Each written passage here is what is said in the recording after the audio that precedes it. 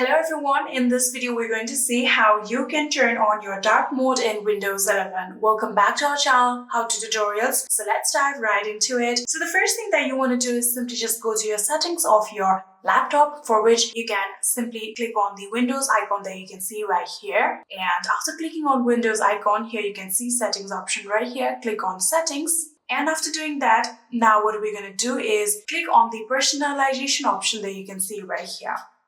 So after clicking on personalization, here you can see there is the option of colors. Click on colors. And after clicking on colors, here you can see there is the option of choose your mode. And in here you can see light. Currently it is on light mode. So you'll have to click on this arrow right here. Then you can get the option of dark and custom. You have to click on the dark option in order to get dark mode. After clicking on it, here you can see we have now successfully switched from light mode to dark mode.